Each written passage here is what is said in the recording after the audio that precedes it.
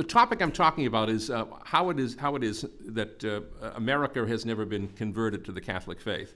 And this, of course, is something that we ought to consider very carefully in terms of the fact that, America was discovered by a Catholic, by an Italian Catholic in the service of the King of Spain, Christopher Columbus, though that history tells us that. Of course, if you're Irish, you know that St. Brendan discovered America. But we'll concede for the purposes of argument that it was Columbus.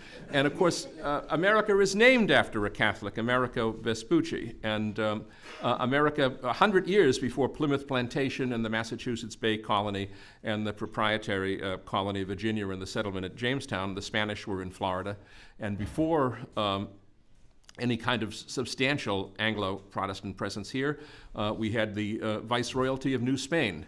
And we had the province of New France and the Captain Generalcy of Florida.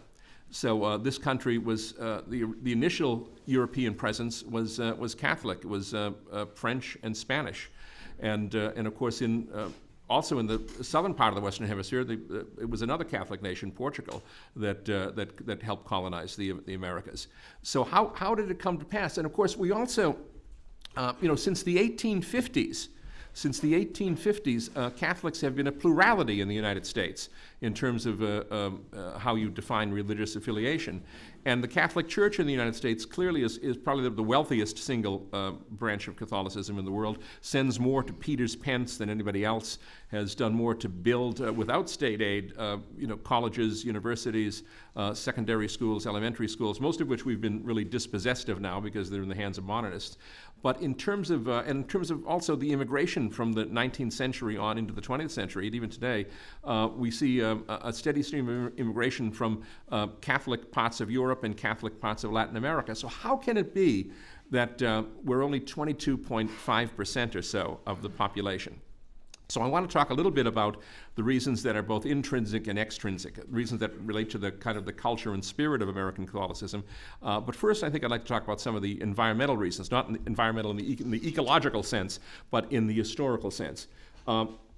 Hilary Belloc famously talked about the English accident when he said that it was because of Henry VIII's desire to marry his mistress that England, which had been part of the Western Roman Empire, which had been an integral part of Latin Christendom, defected from the faith. And Belloc always made the point that had it not been for the English accident, Protestantism would have been limited really to northern Germany, eastern Germany, Scandinavia, and perhaps a few other parts of the northern Netherlands and so on.